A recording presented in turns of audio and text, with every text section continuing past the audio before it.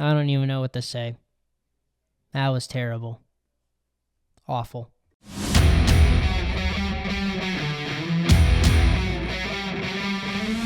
Goal. Avellini, here comes Peyton. And Peyton is in for the touchdown. Unbelievable. Taves it, Kane. 2-on-1, hustling back at point number. Shot, score! Patrick Kane in overtime. Ahead of Jenks. Uribe charges, throws. Out! And the White Sox have won the World Series. To the circle, puts the shot in the air. Good! The game's over, and the Bulls have won. The pocket, so Ferguson was on the run, and you're going to see Wilbur Marshall come here and really flatten him. Oh, boy, did he really hit him. Moving right in, all the shot! Looking downfield, launching downfield, going for it all! It is caught! Here's Bernard. Feeds it back. Hazar scores from Hazar in overtime, and the Hawks win it 4-3.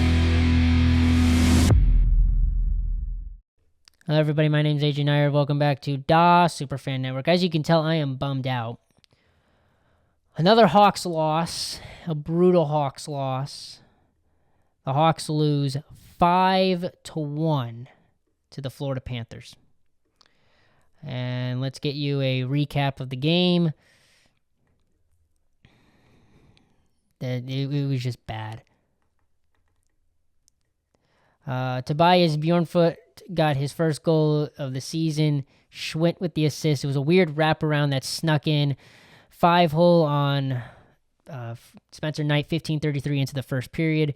And then with 30 seconds left to go in the first period, Kaiser keeps the puck in the zone, passes to Mikheyev. Mikheyev shoots it, intercepted by Bertuzzi, and Bertuzzi gets the goal, 25th of the season, makes it 1-1. Mikheyev and Kaiser on the assists.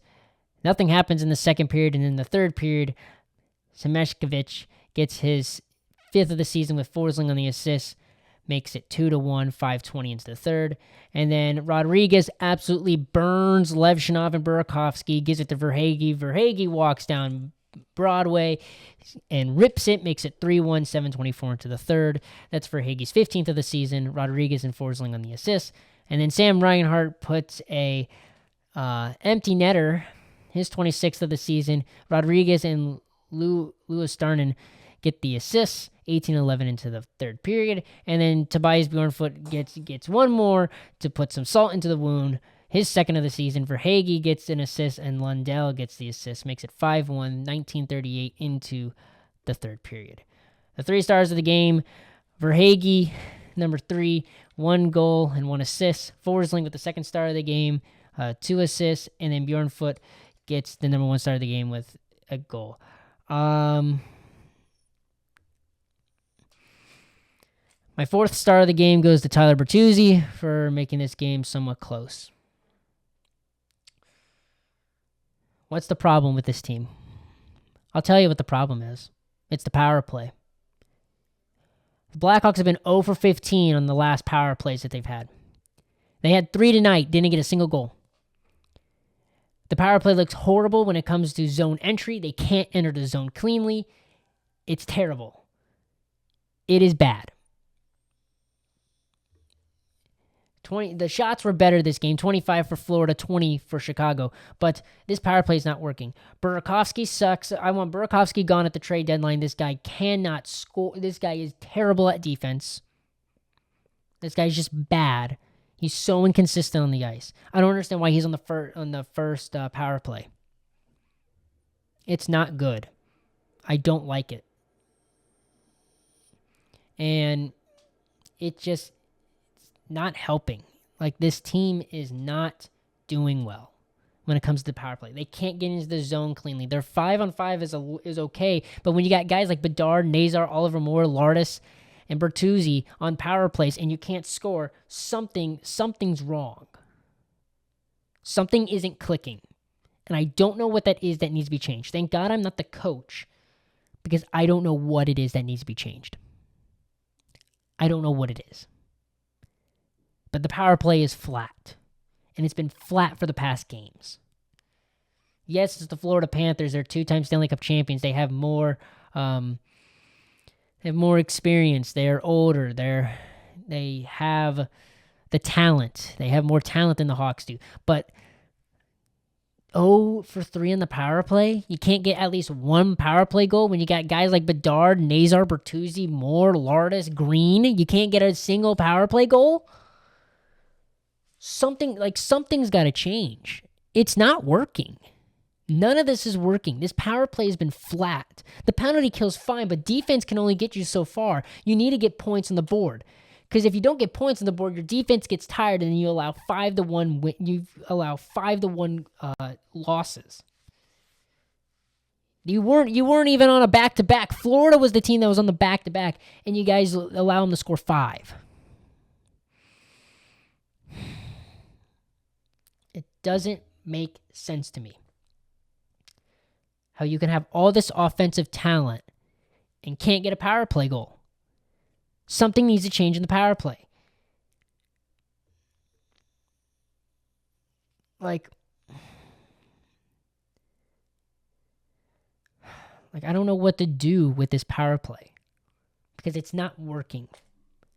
It hasn't been working. It needs to change. I want Burakovsky gone by the trade deadline, and I want Dickinson gone by the trade deadline. Dickinson because he's too injury prone. Burakovsky because he's just bad. Burakovsky is just too inconsistent. Yes, he's got 30 points this season, but come on. Your defense is terrible. You're not good defensively.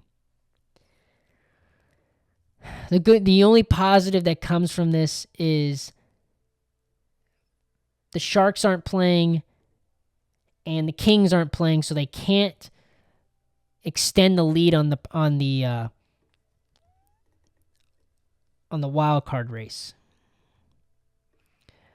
But it won't matter. The wild card race won't matter if the power play isn't working. We can't figure out the power play, and I hope Blashill starts working on that in practice because this power play is not working. It isn't working. The second line looks better than the first line, but the second line isn't scoring. And the first line has Connor Bedard and Frank Nazar and Tyler Bertuzzi.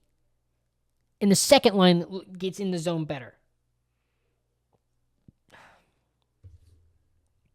I don't know. I don't know what to fix. I don't know how to fix it. That's why I'm not the coach. But it's apparent that this power play isn't working. It needs to be changed. The Hawks play on Tuesday, so they get a day off, and hopefully they use that day off for practice and fixing that power play. And we play the Minnesota Wild on Tuesday, who just played this Florida team last night, and they'll get 2 days off. So they play the Minnesota Wild in Minnesota at 8 p.m. Eastern. The Wild are 29-14-10, and they are second in the Central. So this win won't affect the playoff picture too much unless Dallas gets a win and Minnesota can drop to 3. But the only thing that can help, it's either this helps our wild card race or it hurts it. We still have a shot for the wild card. We're only 5 points out, but it isn't going to matter if this power play isn't working. Other than that, that's all I really got for this Blackhawks postgame. I will get you that pregame and postgame on Tuesday, and sometime next week I will get you a Bears season recap. Other than that, that's all I got. Thank you for watching. I'm AJ Neihart saying so long, stay warm, and stay safe. God bless.